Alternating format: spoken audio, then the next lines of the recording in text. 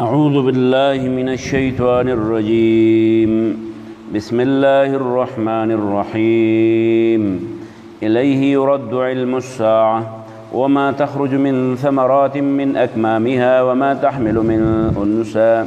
ولا تضع إلا بعلمه ويوم يناديهم أين شركائي قالوا آذناك ما منا من شهيد وضل عنهم ما كانوا يدعون من قبل وظنوا ما لهم من محيص. لا يسأم الإنسان من دعاء الخير وإن مسه الشر فيئوس قنوت. ولئن أذقناه رحمة منا من بعد ضراء مسته ليقولن هذا لي وما أظن الساعة قائمة ولئن رجعت إلى ربي إن لي عنده للحسنى فلننبئن الذين كفروا بما عملوا ولنذيقنهم من عذاب غليظ. وإذا أنعمنا على الإنسان أعرض ونأى بجانبه وإذا مسه الشر فذو دعاء عريض. قل أرأيتم إن كان من عند الله ثم كفرتم به من أضل ممن هو في شقاق بعيد. سنريهم آياتنا في الآفاق وفي أنفسهم حتى يتبين لهم أنه الحق. أولم يكف بربك أنه على كل شيء شهيد. ألا إنهم في مرية من لقاء ربهم ألا إنه بكل شيء محيط. بسم الله الرحمن الرحيم. حاميم عين سين قاف. كذلك يوحي إليك وإلى الذين من قبلك الله العزيز الحكيم. له ما في السماوات وما في الأرض وهو العلي العظيم. تكاد السماوات يتفطرن من فوقهن والملائكة يسبحون بحمد ربهم ويستغفرون لمن في الأرض ألا إن الله هو الغفور الرحيم. والذين اتخذوا من دونه أولياء الله حفيظ عليهم وما أنت عليهم بوكيل. وكذلك أوحينا إليك قرآنا عربيا لتنذر أم القرى ومن حولها وتنذر يوم الجمع لا ريب فيه فريق في الجنة وفريق في السعير. ولو شاء الله لجعلهم أمة واحدة ولكن يدخل من يشاء في رحمته والظالمون ما لهم من ولي ولا نصير. أم اتخذوا من دونه أولياء فالله هو الولي وهو يحيي الموتى وهو على كل شيء قدير. وما اختلفتم فيه من شيء فحكمه إلى الله ذلكم الله ربي عليه توكلت وإليه أنيب. فاطر السماوات والأرض جعل لكم من أنفسكم أزواجا ومن الأنعام أزواجا يذرأكم فيه ليس كمثله شيء وهو السميع البصير. له مقاليد السماوات والأرض يبسط الرزق لمن يشاء ويقدر إنه بكل شيء عليم. شرع لكم من الدين ما وصى به نوحا والذي أوحينا إليك وما وصينا به إبراهيم وموسى وعيسى أن أقيموا الدين ولا تتفرقوا فيه كبر على المشركين ما تدعوهم إليه الله يجتبي إليه من يشاء ويهدي إليه من ينيب. وما تفرقوا إلا من بعد ما جاءهم العلم بغيا بينهم ولولا كلمة سبقت من ربك إلى أجل مسمى لقضي بينهم وإن الذين أورثوا الكتاب من بعدهم لفي شك منه مريب. فلذلك فادع واستقم كما أمرت ولا تتبع أهواءهم وقل آمنت به بما أنزل الله من كتاب وأمرت لأعدل بينكم الله ربنا وربكم لنا أعمالنا ولكم أعمالكم لا حجة بيننا وبينكم الله يجمع بيننا وإليه المصير. والذين يحاجون في الله من بعد ما استجيب له حجتهم داحضة عند ربهم وعليهم غضب ولهم عذاب شديد. الله الذي أنزل الكتاب بالحق والميزان وما يدريك لعل الساعة قريب. يستعجل بها الذين لا يؤمنون بها والذين آمنوا مشفقون منها ويعلمون أن الحق ألا إن الذين يمارون في الساعة لفي ضلال بعيد. الله لطيف بعباده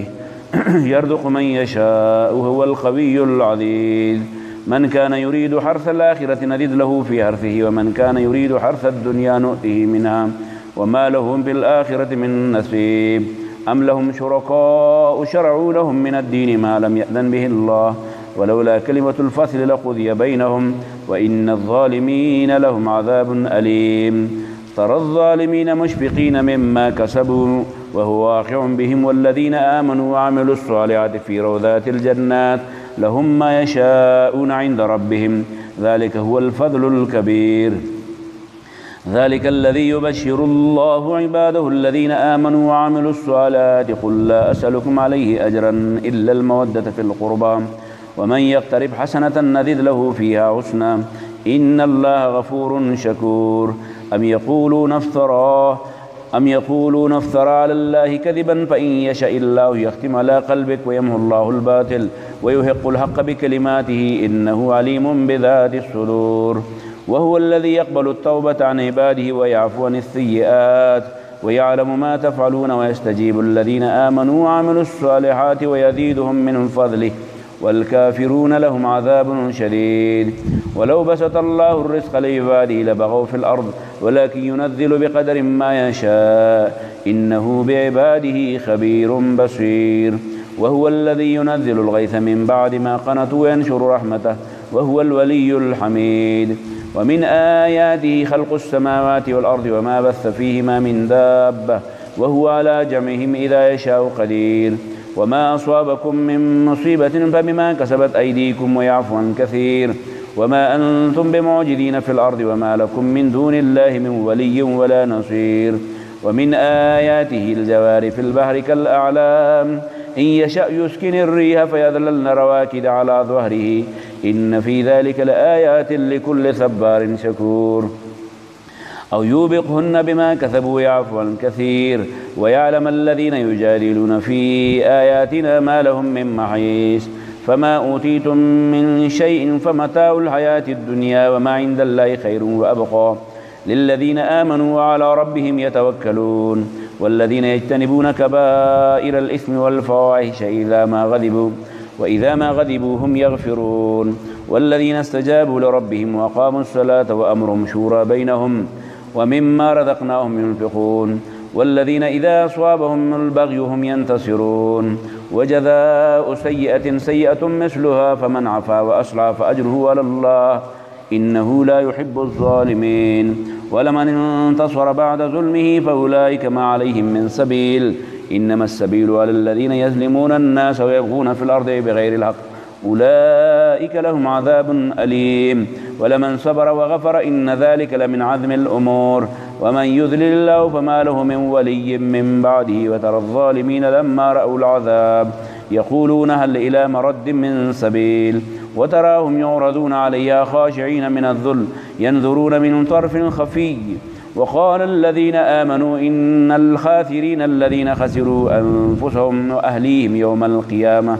ألا إن الظالمين في عذاب مقيم وما كان لهم من أولياء ينصرونهم من دون الله ومن يذلل الله فما له من سبيل استجيبوا لربكم من قبل أن يأتي يوم لا مرد له من الله ما لكم من ملجأ يومئذ وما لكم من نكير فإن أعرضوا فما أرسلناك عليهم حفيظا إن عليك إلا البلاغ وإنا إذا أذقنا الإنسان منا رحمة فرح بها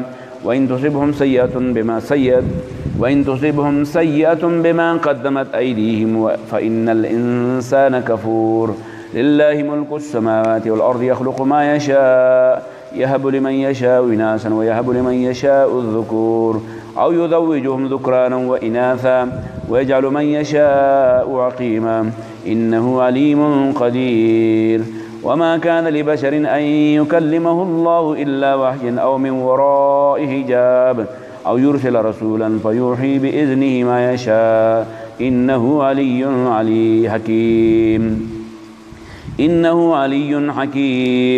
وكذلك أوحينا إليك روحا من أمرنا ما كنت تدري ما الكتاب ولا الإيمان ولكن جعلناه نورا نهدي به من نشاء من عبادنا وإنك لتهدي إلى صراط مستقيم صراط الله الذي له ما في السماوات وما في الأرض ألا إلى الله تصير الأمور بسم الله الرحمن الرحيم حاميم والكتاب المبين إنا جعلناه قرآنا عربيا لعلكم تعقلون وإنه في أم الكتاب لدينا لعلي حكيم أفنضرب عنكم الذكر سفحا أن كنتم قوما مسرفين وكم أرسلنا من نبي في الأولين وما يأتيهم من نبي إلا كانوا به يستهزئون فأهلكنا أشد منهم بطشا ومذا مثل الأولين ولئن سألتهم من خلق السماوات والأرض ليقولن خلقهن العزيز العليم الذي جعل لكم الأرض مهدا وجعل لكم فيها سبلا لعلكم تهتدون والذي نزل من السماء ماء بقدر فأنشرنا به بلدة ميتا كذلك تخرجون والذي خلق الأزواج كلها وجعل لكم من الفلك والأنعام ما تركبون لتستووا على ظهوره ثم تذكروا نعمة ربكم إذا استويتم عليه وتقولوا سبحان الذي سخر لنا هذا وما كنا له مقرنين وإنا إلى ربنا لمنقلبون وجعلوا له من عباده جزءا إن الإنسان لكفور مبين أم اتخذ مما يخلق بنات وأسفاكم بالبنين وإذا بشر أحدهم بما ضرب للرحمن مثلا ظل وجهه مسودا وهو كظيم أومن ينشأ في الهلية وهو في الخصام غير مبين وجعلوا الملائكة الذين هم عباد الرحمن إناثا أشهدوا خلقهم